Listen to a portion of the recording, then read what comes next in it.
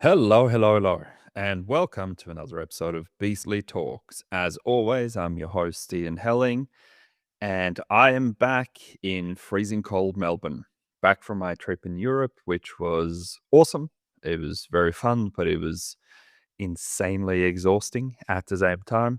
I was away for just over 3 weeks, and there were 2 days that weren't accounted for. So basically, the whole time that I was there, I was just traveling from thing to thing to thing, meeting people, doing things, celebrating birthdays, being in weddings. And it's funny because after we got back, I kind of felt like I needed another holiday. Um, but here we are, about a week and a half after I've landed back, and things are changing rapidly. So where do I begin? Well, look, let me tell you a little bit about Europe. So, obviously, I spent a lot of my time in Norway, where I am from. We traveled to Germany for my dad's 80th birthday. And once we got back, we traveled to Sweden for my brother's bachelor party. And then we spent a lot of time traveling around Norway, meeting friends and family everywhere, doing tons of different things, enjoying the midnight sun, which they kind of have at the moment, seeing as it's middle of summer at the moment over in Europe. So we were sitting outside at like 1 a.m. in a t-shirt in 12 degrees, watching the sun rise up again, basically, after it's just dipped behind the mountain, which is pretty cool. Um, so yeah, that was hectic. And then the wedding happened, held a big speech for that, which was really cool. Enjoyed that very much. Everyone got wed. Well, not everyone, obviously. My brother and his now wife got wed, which was exactly the purpose, one of the main purposes of the trip. So that was successful. And then after that, my missus and I traveled to Denmark, where we had 4 days of technically holiday, but again, there was obviously a lot of stuff happening there as well. Now, one of the really cool things that happened when I was in Copenhagen, Denmark, was I had the opportunity to meet up with Roberto Barata, who is a world-renowned dog trainer and ethologist.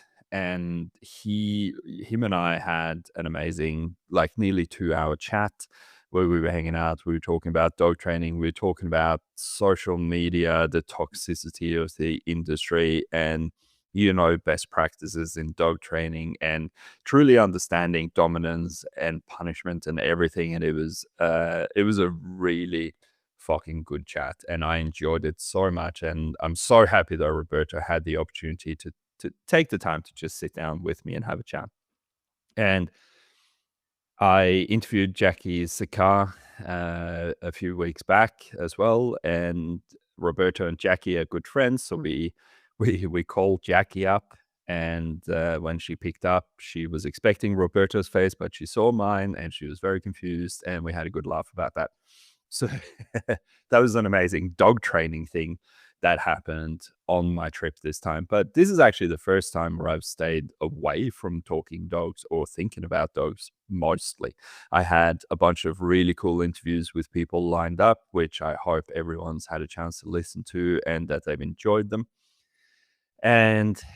But yeah, let's just say the last 6 weeks have been somewhat hectic and go the whole time.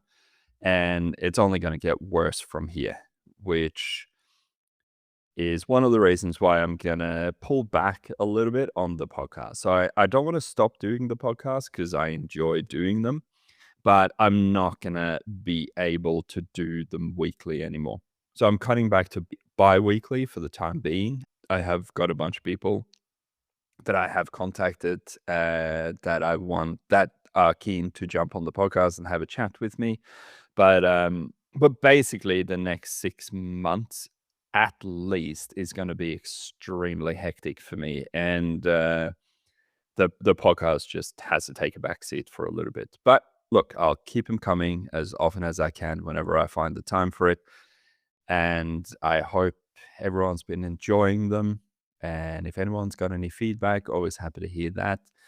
But yeah, for now, let's just get stuck into it. Like, just to give you an idea of how kind of hectic things have been, it is currently 2:15 on a Thursday, and I normally post the podcast at 3 p.m. on Thursdays.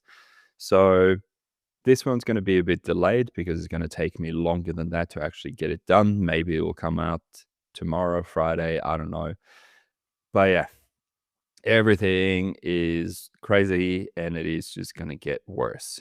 But I'll keep them coming as often as I can. And that's pretty much all that I've got to say on the topic for the time being. All will be revealed why I'm going to be so busy, but it's not the time to reveal it just yet. So stay with me. And if you have any particular topics you want me to talk about, please get in touch and let me know. I'm always looking for ideas and what to talk about. But for now, let's get stuck into the actual topic of the podcast, which is Rex, the prospective assistance pupper. So, what happened was we landed back in Australia on the 27th of June, and on the 3rd of July, so I had a couple of days just to recover, fight through the jet lag, meet up with my boys, get beat up by Agnar and Gunnar a little bit, and just get stuck back into regular life. And then I headed out to pick up little Mr. Rex. So Rex is here now, and I posted about him about a week ago. And basically, he's here for a 6-week boot camp. So I want to tell you a little bit about Rex, the story behind why he's come to me, and then I want to get into a little bit of what is an assistance dog. What is he training for? What am I going to be doing with him in the 6 weeks that I have? And just give you a little bit of a brief overview over everything. But yeah, Rex is a 7-month-old Border Collie, and he is in training to become an assistance dog. I'll talk a little bit more about what that is in a minute, but it's a little bit of a sad story. And obviously, I'm not going to give away any names or anything. I'm just going to tell you the story of what's happened and why Rex is with me now. But basically, Rex's owner has had a few strokes, uh, and she therefore has some mobility issues. She has a little bit of trouble reading and writing, and she has trouble like bending over, picking things up off the ground. She's got a mobility scooter. So while she can walk, she's not able to walk very far. So she's got a mobility scooter. And basically she has a few things that an assistance dog would be very helpful for her to have. And what actually happened was she she has a neighbor, a very helpful neighbor who is an amazing person. And she's also a dog training kind of enthusiast. So she isn't a dog trainer herself, but she's very interested in dog training, and she's helping out her neighbor a lot. And they've done a lot of the work together. Now, what happened was they had another dog before, another Border Collie, which they together with my good friend Grace, the dog trainer with dreads. Shout out to her. I don't know if she listens to the podcast, but if she does, hello, Grace. And they did a lot of really great work together. And the dog that they had at the time qualified as an assistance dog, I think around somewhere between 18 and 20 months, if I remember this correctly. Now, he got his badge, so to speak. He was an actual qualified assistance dog, meaning he could travel with his owner, he could help her with all kinds of things. And unfortunately, what happened was very shortly after, we're talking like 6 months later, they find out that this dog, who was only about 2 years at the time, had a very aggressive form of cancer and it was inoperable. It was basically nothing they could do. And so, at only 2 years old, being a qualified assistance dog, he had to be euthanized. And obviously, that was incredibly traumatic for everyone who had done so much work with this dog and gotten him to the point where he became an assistance dog. And as hard as it is, these things happen. But it it puts a mark on you. Of course it does. And especially when you work so hard with a dog and you build such a bond with the dog, it is particularly difficult when they leave us at such a young age. But again, this woman would greatly benefit from an assistance dog. So they took a little bit of time off and then they got Rex, who she now has. Now, she is almost a bit scared to bond with him because the loss of the other dog was so incredibly big. And I totally get that. I totally understand where she's coming from. And, you know, I look, I get it. Losing Red, I mean, Red was my problem dog. And then when we had to put him down, he was, you know, it stuck with me for a long time. And so I totally understand why Rex's owner is struggling a bit. She's a bit frustrated. She's having some basic issues with him, and they were looking for help. And I basically offered to either come help them on a weekly basis, or I offered to take him for a 6-week boot camp. And we decided that that was best to give his owner a little bit of a break, for me to deal with all the little issues that are kind of creating a lot of problems in her life at the moment. So yeah, 3 days, what was it? 4 days after we landed back from Europe, I went and picked Rex up. Wow. I'm still working on getting back into speaking English on the regular. But yeah, we picked him up and he's been here now for, I think, 8 days today. But look, sometimes a boot camp with a trainer can be an incredibly beneficial thing. And it can just help you get through some problem behaviors. It can get you really far ahead in the training if you're dealing with more problematic dogs. But I want to get in a little bit to what a BNT is and what to expect from that as well. But first, what is an assistance dog? Now, I have talked a little bit about the difference between a therapy and an assistance dog in the past when I had Maddie from Fongaron Shepherds on the podcast. But basically, and look, I should say this as well. My very good friend from Emily from Pause for Assistance, I am still harassing her to come onto the podcast. She is being a little bit shy. Don't be shy, and we can have an amazing chat. But yeah, Em's still a work in progress, and she can tell you everything about assistance dogs that I cannot tell you. But I will give you a little bit of a brief indication of the difference between, especially an assistance dog and a therapy dog, and a little bit of what needs to go into the training of them. So, an assistance dog is a dog that performs a number of tasks for a person with a disability. So, essentially, the dog has a very particular skill set that helps alleviate the human's disabilities, whatever they may be. Now, we'll get into task training a little bit later.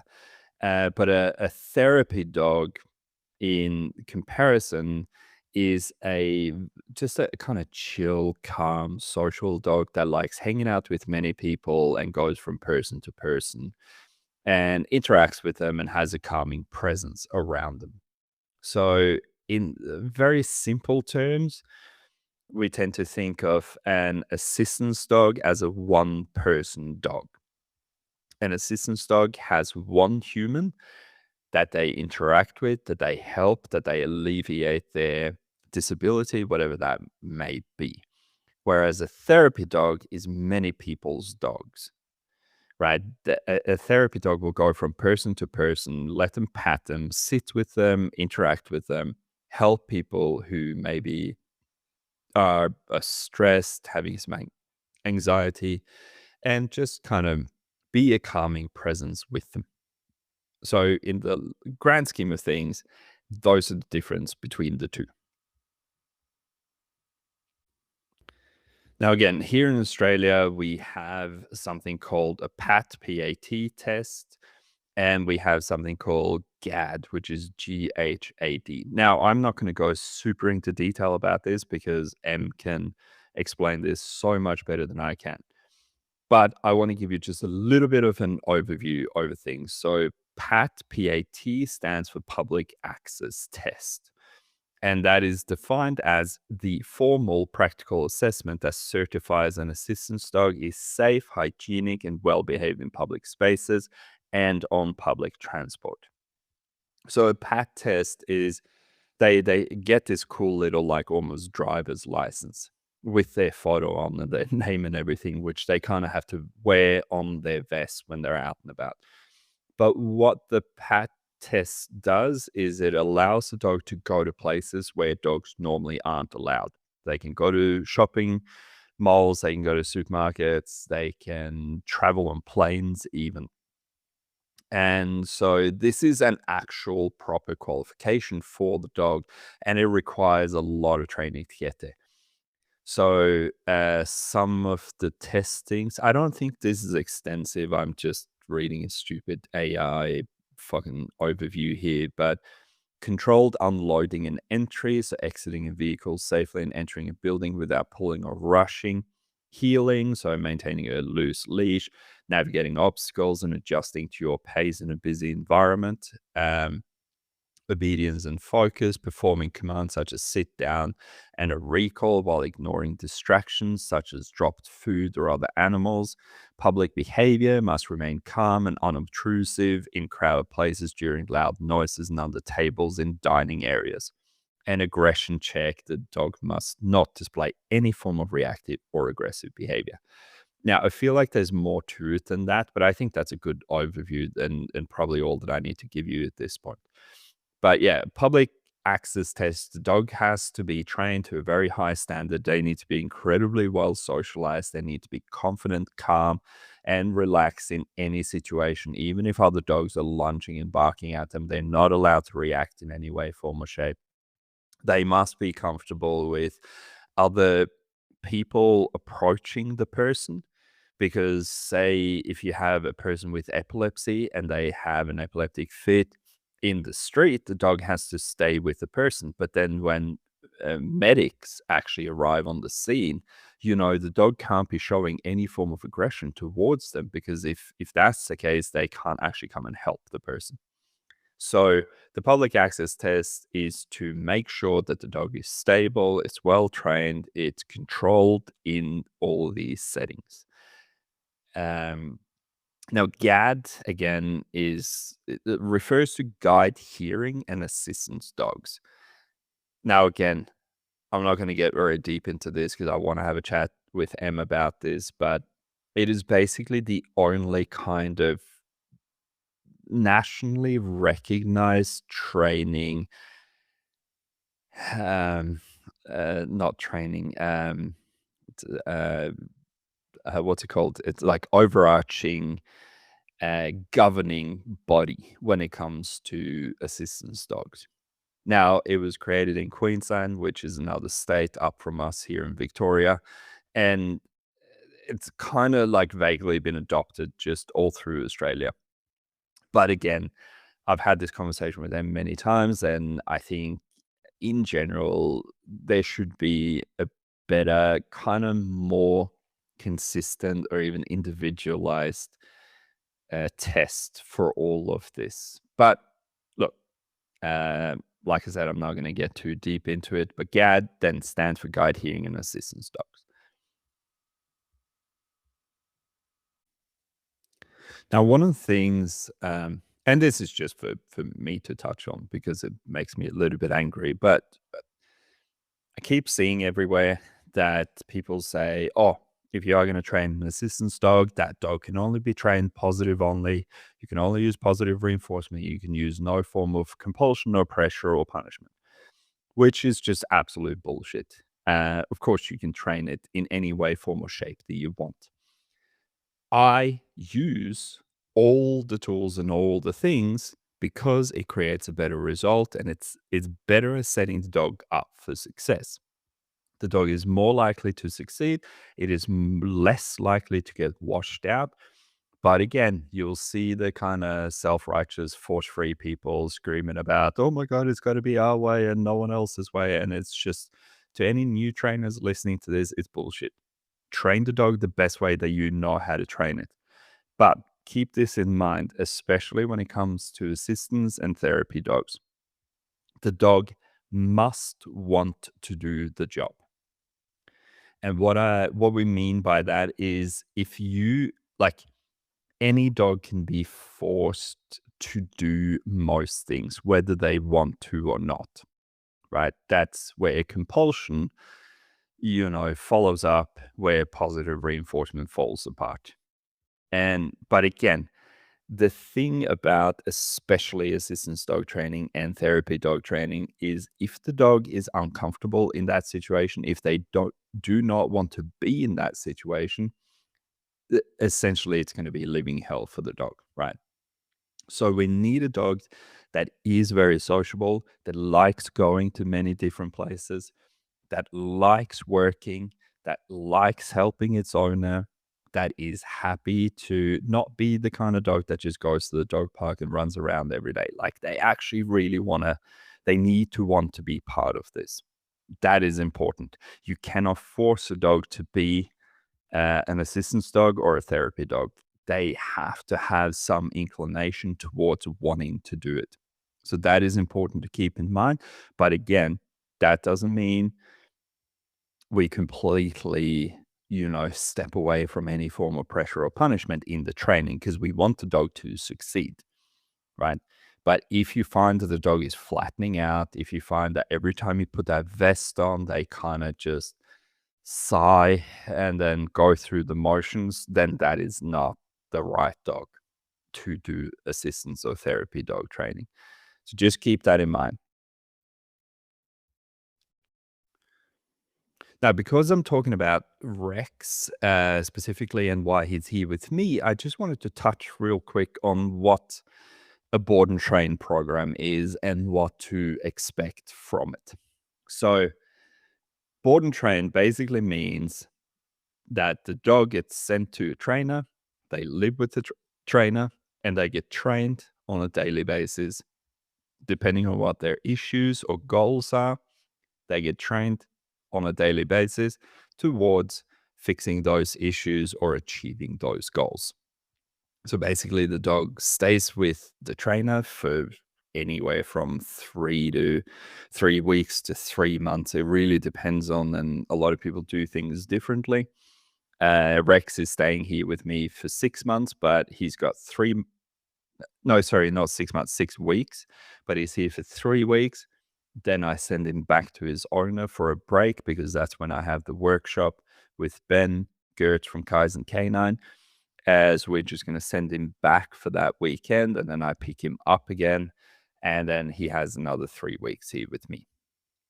So what can you expect from a board and train? And normally what I say to people is, a board and train will not get you all the way to the end unless it's some very mild reactivity issues.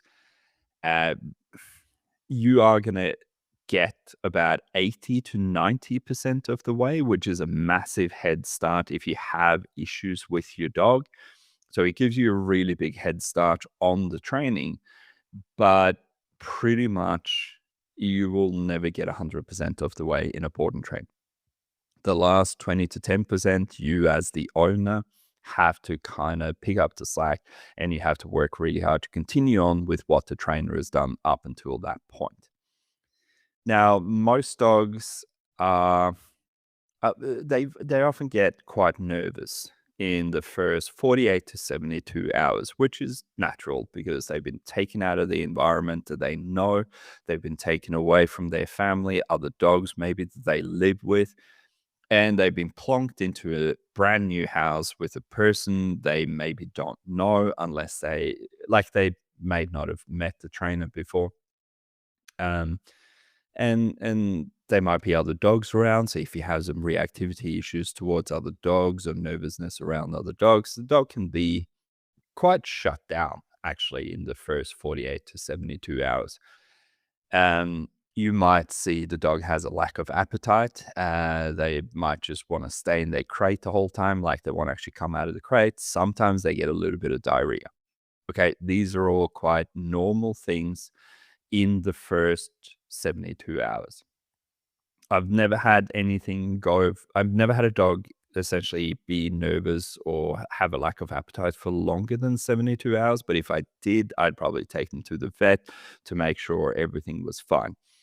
But yeah, a lack of interaction, a lack of appetite, and some loose stool, very common the first 3 days. Then, as they settle in a little bit, and basically what I do with dogs the first 72 hours, I just take them out for 4, 5 walks a day. I take them for a walk around the paddock. I give them all their food by hand so that they start to kind of engage with me and interact with me a little bit. I'm basically just getting to know them. Um, Obviously, it's a little bit different if it's a human aggression case because then we have to deal with some things right off the bat. But I think that's too complicated of a topic to get into here. But then after about 2, 3, 4 days, usually the dog starts getting a bit more comfortable with you. You have a little bit of a relationship. Hopefully, you've started playing together. Now we start training the dog. So now we start introducing some tools and we start introducing some triggers, perhaps. And uh, it's a lot of testing the dog the first few days. It's just like, how bad is the problem? Are there things we didn't know about that were also a problem? And very often, dogs come to me and people say, "Hey, this is the issue," and then I say, "Okay," and then 72 hours later, you go like, "Actually, that's not the issue at all. This is the issue." But these are the kind of things that we as trainers we have to see the dog adjust. We have to observe their behavior. We have to observe their personality, their confidence levels, all kinds of stuff in order to go, hey, actually, the problem is this. And now we start working on that specific thing. Well, then the training program continues on for however long that I've got the dog.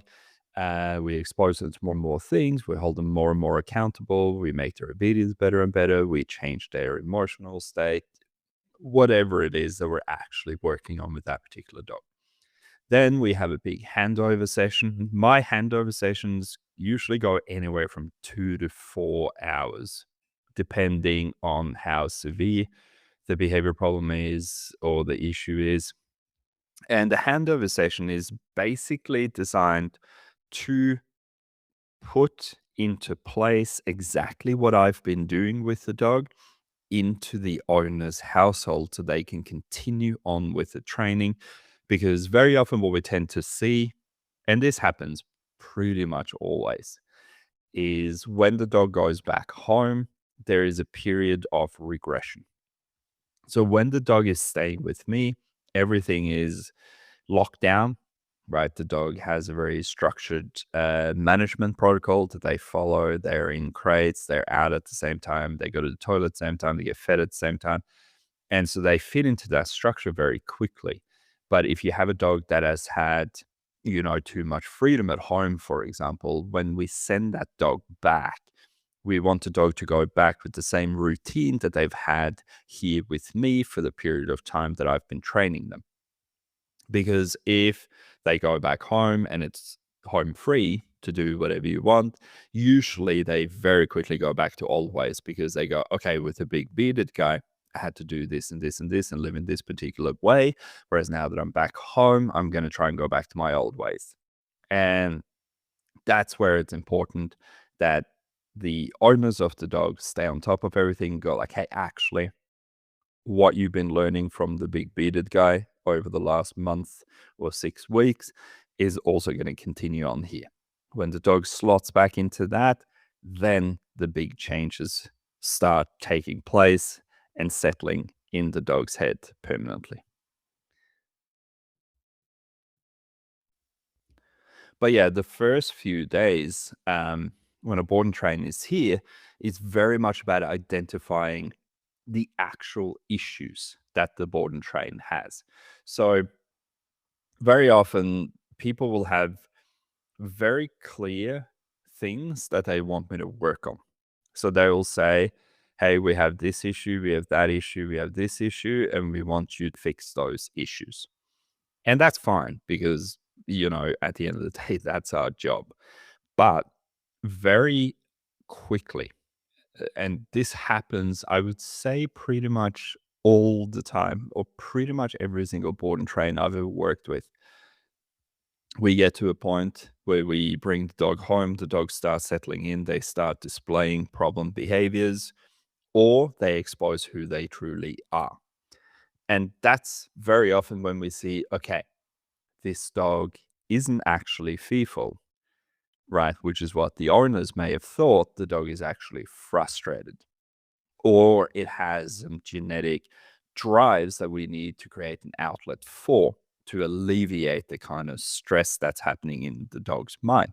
The dog might be stressed, which looks like fear, but it's actually very often a lack of getting certain drives satiated. And this is where very often I will get back to the owners after a few days and go like, hey, actually, what you thought was the issue is not the issue. This is the issue. And we're going to start working on that right away. So to give you a practical example, let's talk about Rex. So what they wanted me to work on with Rex was general puppy problems. He was destroying beds in his crate. He's jumping on his owner.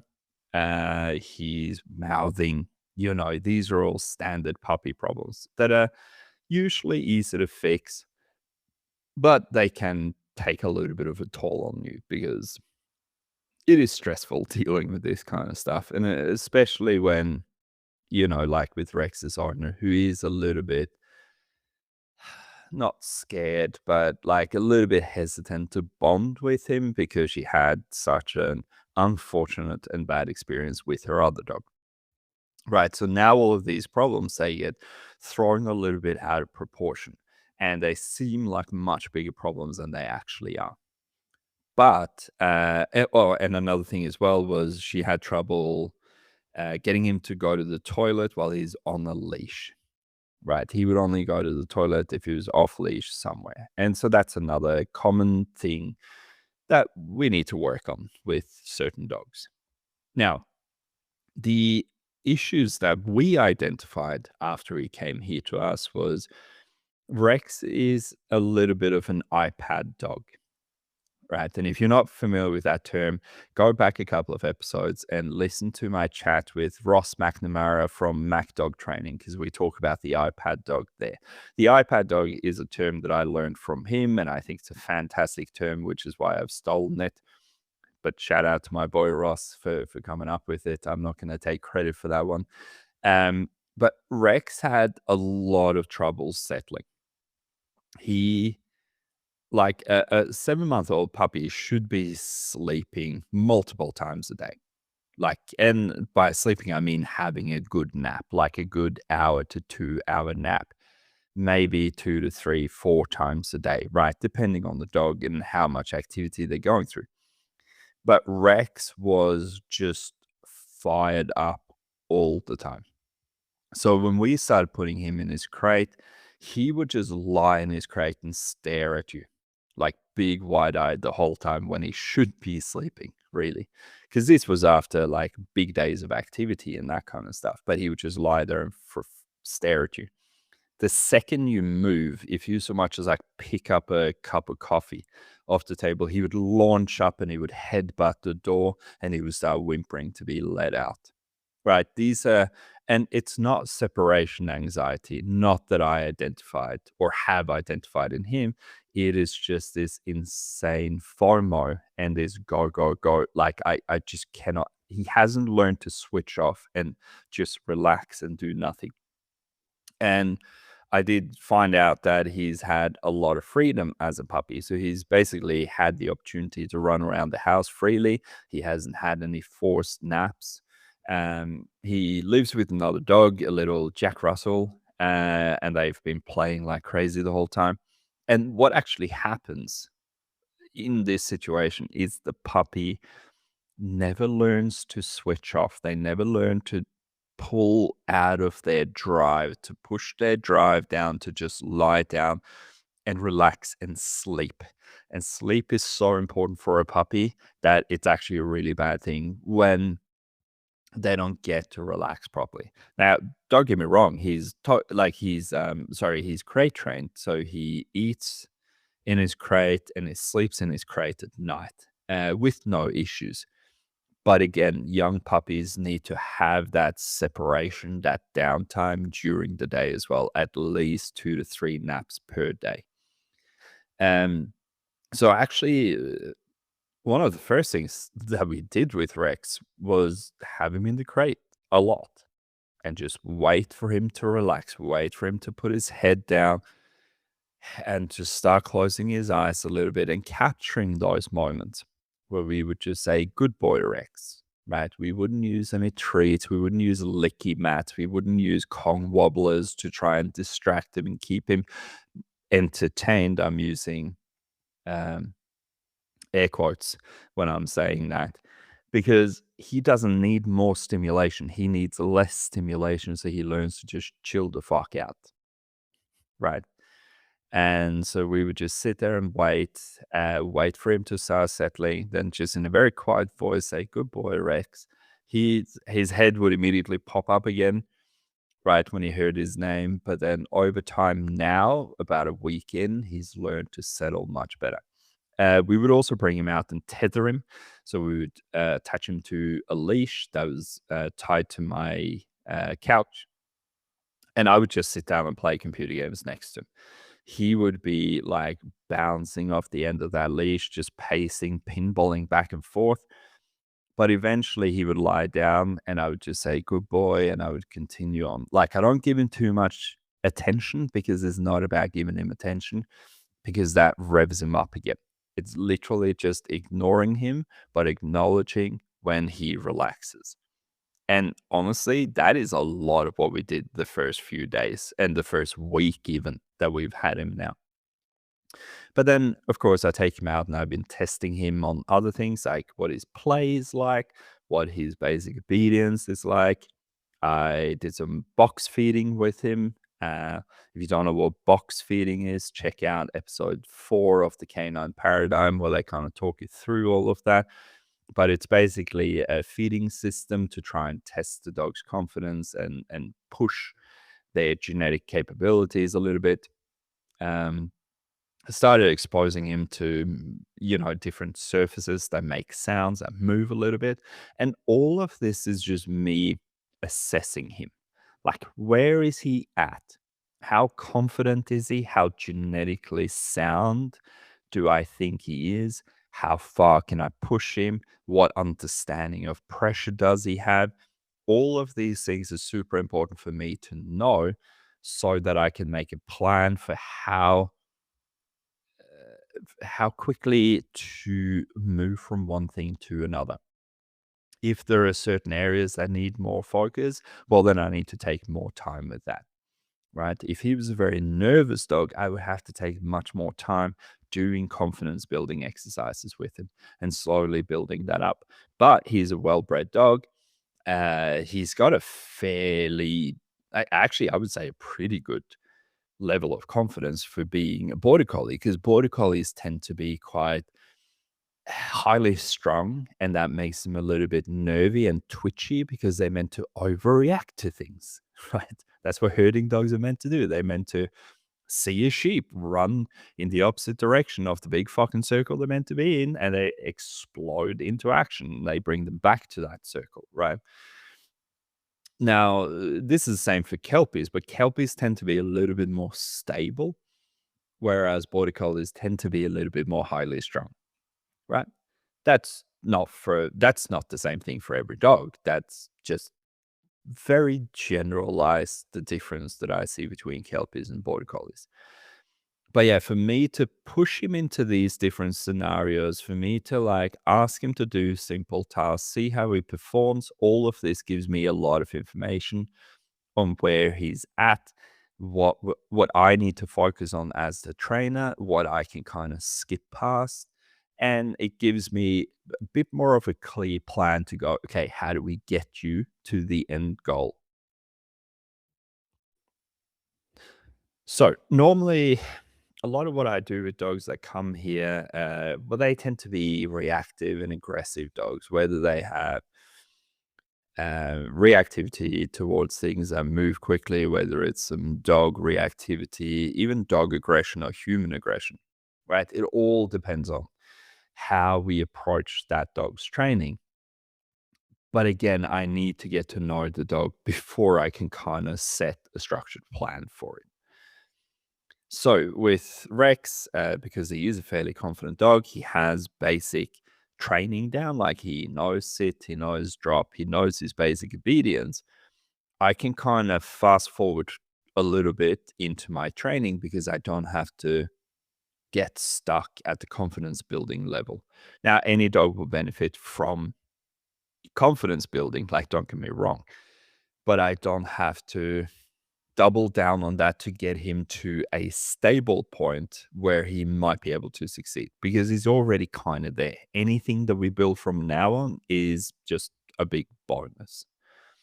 So what I went to next is leash conditioning and working on loose lead walking and tethering. So I talked about tethering before, and tethering is super important, especially for assistance dogs, because if you tie them up somewhere, if you sit down with the leash on, you want that dog to understand that, okay, I'm attached to a leash, but my owner isn't going anywhere. That means it's time for me to lie down and rest. Now, this, I'm going to talk about mat and place training a little bit later, but the tethering side of things is usually the starting point for the recharge station, as we like to call it in assistance dogs, which is the mat or the place training. But yeah, leash conditioning. So teaching him to follow the leash. I use a slip lead. They've been using a Halti for him. I absolutely hate Haltis. So I do everything I can not to use them. I think out of the 1,000+ dogs that I've worked with in the last decade, I think I've used the Halti twice and I still hate them. I hate them with a passion, and I want to do an episode just on tools at some point. But Halties or gentle leaders, whatever you want to call them, is just marketing bullshit. They just crush dogs. That's all they do. Um, oh shit! I'm literally sitting here looking out the window, and a fox just bolted past. That was unexpected. So I should probably take that out. No, I'm going to leave that in because this is life on a farm. Okay, back to training. So leash conditioning, I introduced him to the slip lead where I put the slip around the dog's neck. I attach a leash to it. I gently pull the leash in a specific direction. When the dog follows the leash in that direction, I release the tension on the slip lead and I feed them. Right? This is basically just, hey, I pull the leash in this direction. You walk in that direction. The tension goes off the leash and you get a treat or a pat or a praise in the same process. That's just teaching the dog to follow the leash. Is that simple? Then we started with loose lead walking, which is absolutely crucial for assistance dogs. They have to walk on a loose lead under any circumstance, no matter how many distractions there are around. That is one of the absolute biggest criteria. So I'm going to start on that very early to nail that down so that that never becomes an issue in the future. And he's doing really well with that. I took him out for a big walk today. We went to look at some escalators. Went into a shopping mall with his vest on. We went for a walk past some super reactive dogs at a fence, screaming at him, right? And all of these things he has to learn to ignore when he's in the vest. And a proper conditioned leash, him properly understanding loose lead walking, and him being good at being tethered is going to help him slowly power through all of these things, all of these external distractions that can be the make or break point for him in the future. But again, he's still young, so I'm very cautious not to push him too hard. I need to push him a little bit the whole time so that he always progresses, but I don't want to push him to the point where I break him. Right. And that's where I think a lot of people struggle. Whether you're a new trainer, whether you're a force-free trainer, whether you're someone who uses a lot of pressure, finding that balance where the dog is always being challenged but not being crushed, that can be a very fine line. But that is super important to understand, especially when you're working with assistance dogs and therapy dogs, because again, they have to want to do this thing. But if you don't push them, they stagnate, they never get better. If you push them too hard, you flatten them, and that takes away the joy of doing the job, right? And this is something, if anyone out there is interested in doing assistance dog training, like understanding that push and pull, but keeping within the dog's capability the whole time is absolutely fucking crucial. Now, another requirement for an assistance dog is rules around them going to the toilet. So the dog has to be able to go to the toilet on lead, on command. So basically, if you give your toilet command, whatever that may be, even if the dog doesn't have to go to the toilet at the time, they have to like squat to show that they understand. Like, I understand you want me to go to the toilet, but I don't actually have to go. Right? That is one of the tested requirements for an assistance dog here in Australia. Um, Now, with Rex, one of the issues was he had a little bit of trouble going to the toilet when he was on a lead. He would only do it when he was off leash. So, how do we fix that? With a lot of fucking patience. That's how you fix that. Basically, I bring him into the house, I lock him in a crate. He sits in his crate for maybe an hour. And again, all of these things kind of overlap because we were trying to get him to settle in the crate anyways. But I bring him into the crate, I put him in the crate for an hour. An hour later, I put him on leash. We go outside. I stand there and I wait. Right. It's freezing cold here in Melbourne now. It's -2 degrees in the morning where we live. And at nighttime, it's 5 degrees. And I've got my gloves on, I've got my jacket on, I've got my beanie on, and I just stand there and I wait. And I wait and I wait and I wait. I give it about 5 minutes normally. And if he hasn't done anything, I bring him back in, I pop him in the crate for another hour. Then we go out again. And I wait and I wait and I wait because eventually he's going to squat, he's going to go to the toilet. The second he does, I'm going to give the toilet command. Now, for him, it is just toilet. So the second he squats and he starts going, I'm going to say toilet and I'm going to praise him, good boy. Over time, he's going to pick up that toilet means I got to go and do the thing. Even if I don't need to do the thing, I have to pretend that I'm doing it just to show that I understand it, basically.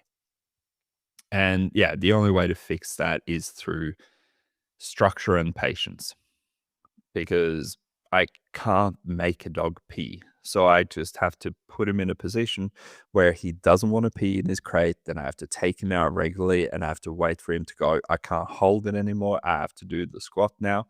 And then I have to mark it at that point in time to go, hey, you did the right thing. It's called this and good boy. And now we reward him with some play and some pats and praise afterwards. I don't really use food when I'm rewarding dogs for going to the toilet because that just feels weird to me. So I do pats and I do praise and I do even a little bit of rough housing with some dogs.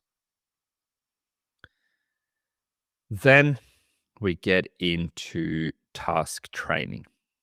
Okay, so what is task training? Well, task training, I kind of mentioned before, but it's basically for a dog to qualify as an assistance dog, they have to have at least 3 tasks that they are trained to do that alleviates the human's disability. So, what are some examples? Well, I can give you some of the examples that we're going to teach Rex. So, it's pressing a button. Now, what that does, because Rex's owner is on a mobility scooter a lot of the time, she has trouble navigating that properly to where she can press the button to cross the road. So, what we want to teach Rex to do is to jump up on command and press that button so that she gets a green light to cross the road. Right? That alleviates one of her issues and disabilities. Now, retrieving is another big one. So, Rex is on there. It can't really reach things on the ground. And because she has a little bit of trouble holding on to things sometimes, she often drops her phone. She drops her keys, all those kind of things. So for her to be able to point at the thing and get him to retrieve it, pick it up, bring it back to her so she doesn't have to lean down, massively alleviates her disability. So that's a huge one that we're going to be working on with Rex. Um, Pulling off her socks, right? A lot of people who especially have mobility scooters are in wheelchairs, etc. They can have a lot of trouble getting their socks on and off, right? And often they'll have help to get the socks on, but they might not have help to get them off. So that's where we teach the dog to grab the sock gently and pull it off their feet, right? That is a very helpful task for many people. Opening and closing doors, super helpful, especially if you're in like a wheelchair. So you don't have to like do a 4-point turn in order to be able to touch the handle to then do a 4-point turn back again to go through the door to then do it all again, right? So if we can teach a dog to jump up, pull down the handle, push the door open, and then when you've gone through, they can do the exact same thing in the other way to close the door. These are all super helpful skills, and it's part of what we're going to be teaching little Mr. T-Rex when we get down to it. Another thing is deep pressure therapy. We're not going to teach him that because obviously I have 5 weeks now. So we kind of have to focus on what's important. And we've decided that the button press, the retrieve, the pulling off socks, and opening and closing doors is some of the most urgent tasks in order to help his owner. But yeah, there are all kinds of stuff that you can teach a dog. But they have to have a direct link to alleviating the human's disability. That's the key takeaway here. Anything that helps the person live an easier life to be less affected by their disability is something that we can train a dog to do as a specific task. And again, here in Australia, the dog has to have at least 3 tasks related to alleviating the owner's disability.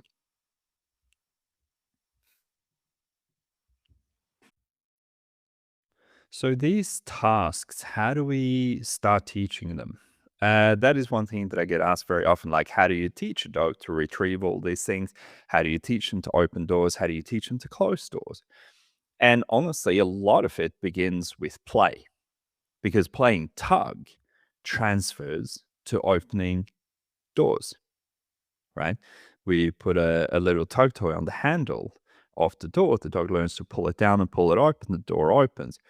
To teach them to close the door, we just teach them to jump up. We can do that with a targeting stick. We can do that in many different ways. But play kind of opens the door to opening and closing doors to begin with. Now, playing fetch, that transfers to retrieving. because that is literally what fetch is. Hey, I'm throwing something, you go and grab it, you bring it back.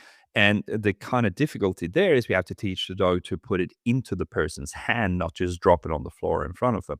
But again, through a little bit of free shaping, through a little bit of patience, we can teach that very easily.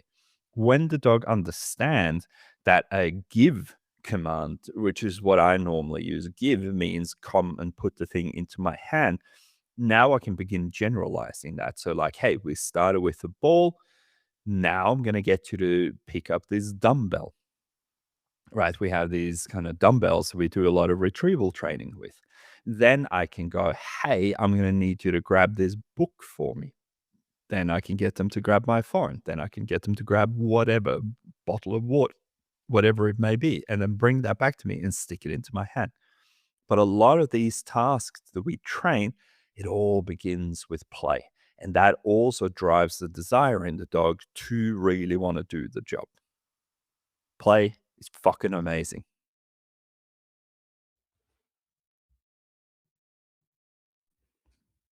Jesus Christ, bloody hell. I'm already closing on to an hour.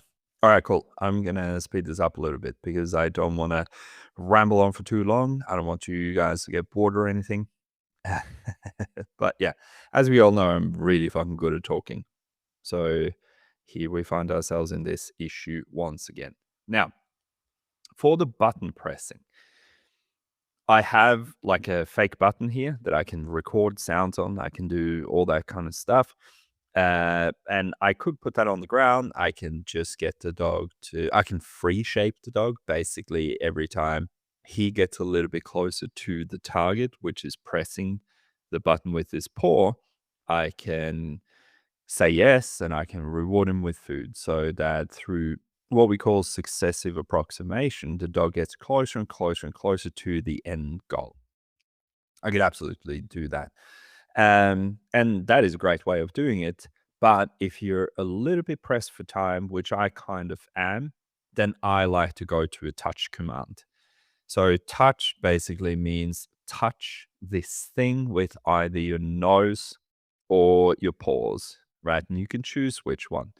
It just depends on how you teach the initial thing. But I also like to use a target stick.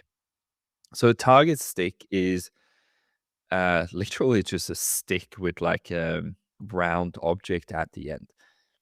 And I've got a fancy thing, which is like a metal thing that can extend and retract, almost like a police baton kind of thing. Obviously, it's much thinner and not used for the purpose of beating the shit out of people.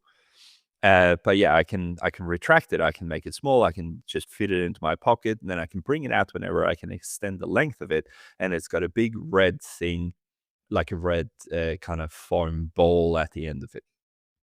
So what I want to do is I pull that out and I'm going to start that training today actually because I need to start on some tasks now that I've had him out and I know generally how to work on his confidence things and exposure and loosely walking and all that. Now I want to start working on the actual tasks that he's going to have to help his owner with. And so what I would do is I pull out that stick, I hold it just out in the air in front of him, like just between me and him. Now, dogs being naturally curious are going to stick their nose to the thing.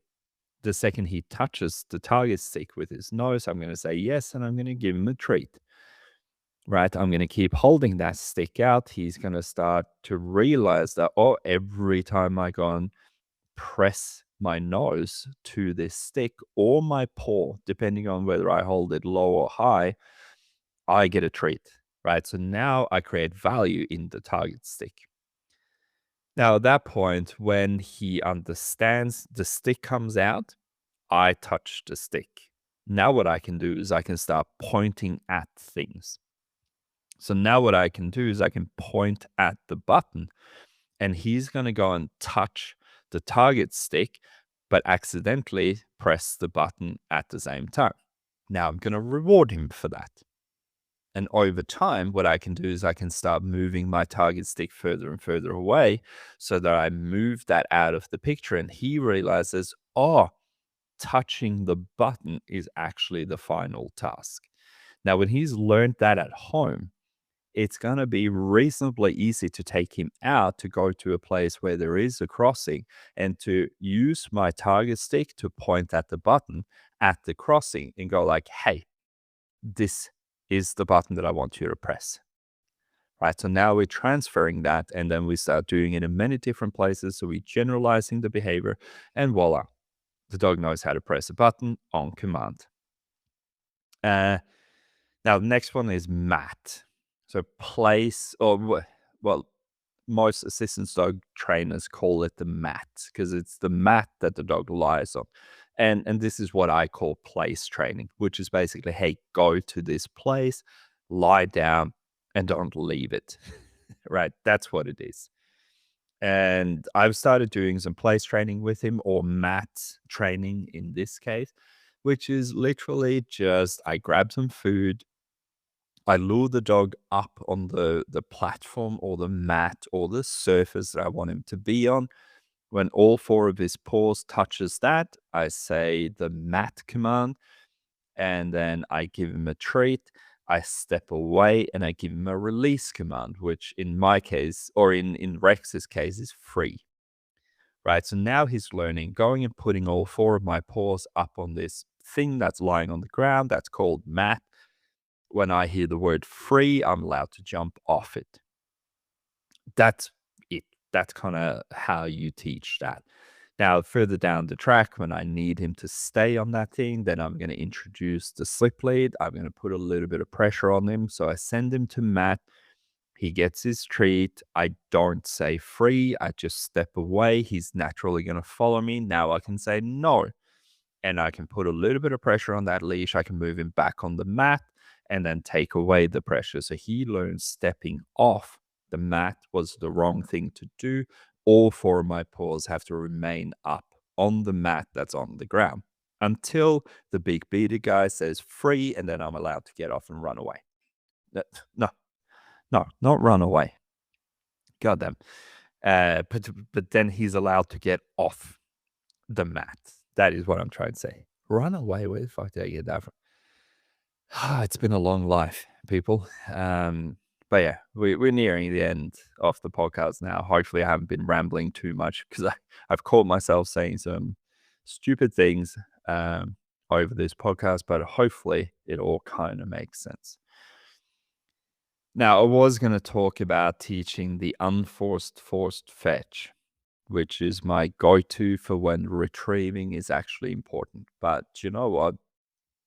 That is a big topic, and that is probably something I'll touch on at another time just because I've been talking for over an hour already. And yeah, look, I reckon we're going to put a pin in that. But yeah, when it comes to retrieving things, I start by throwing the ball down the narrow hallway, ideally. And then I get the dog excited. I get them to pick up the ball and run back to me. When they come back to me, I put my hands on the ball. I say give, which is my command for come put the thing into my hand, and I throw the ball again. That's where it all begins. Further down the track, when it's really important that the dog hold in its mouth whatever you tell them to hold and retrieve whatever you tell them to retrieve, that's when we get into the unforced forced fetch. But again, that's going to take me fucking 20 minutes to explain, so I'm not going to do that now. But I'll tell you, just to finish up here, I'll say one thing that I know my very good friend M at Pause for Assistance. M, come on the show. Don't be a dick. I know we talked about this the other day, and we've got a plan. M's going to come on the show. I'm pretty sure of that.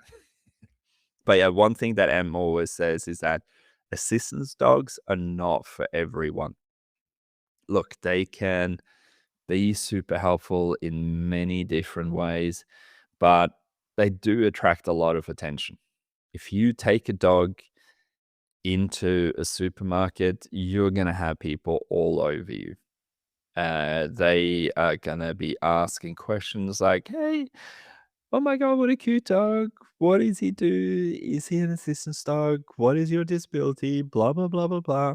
And a lot of people don't want that attention, right?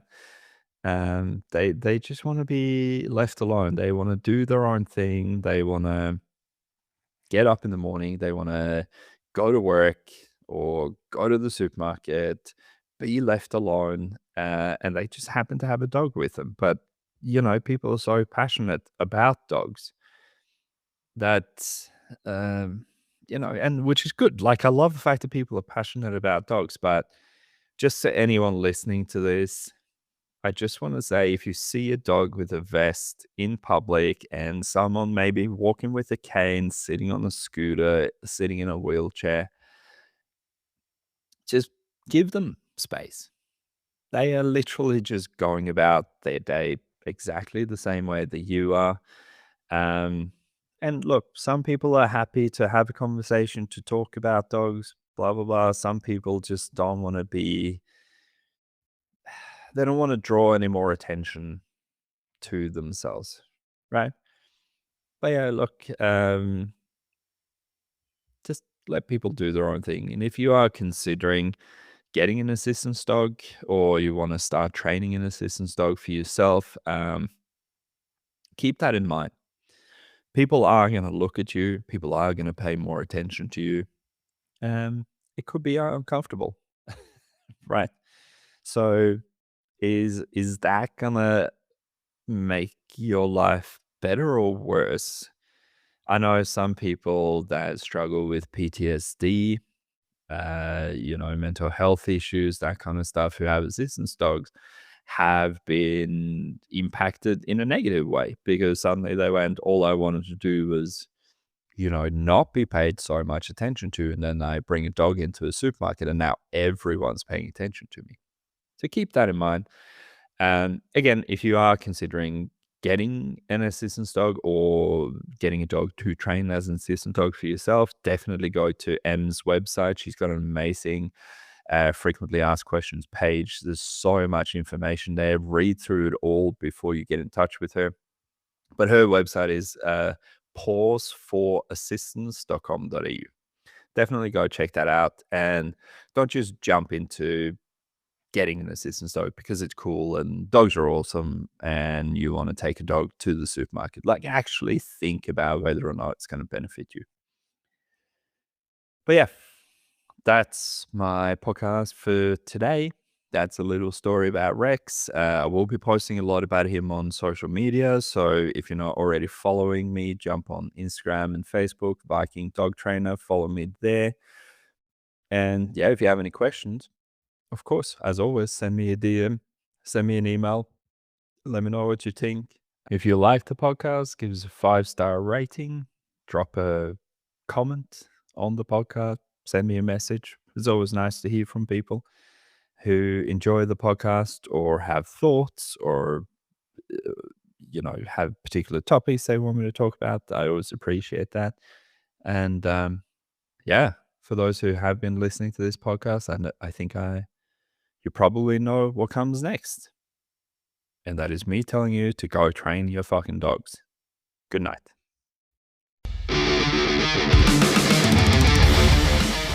Thank you for tuning in to another episode of Beastly Talks. I hope you found it interesting and that you'll join me for the next one as well. If you like this podcast, please take a moment to rate and review it so that more people can hear about it.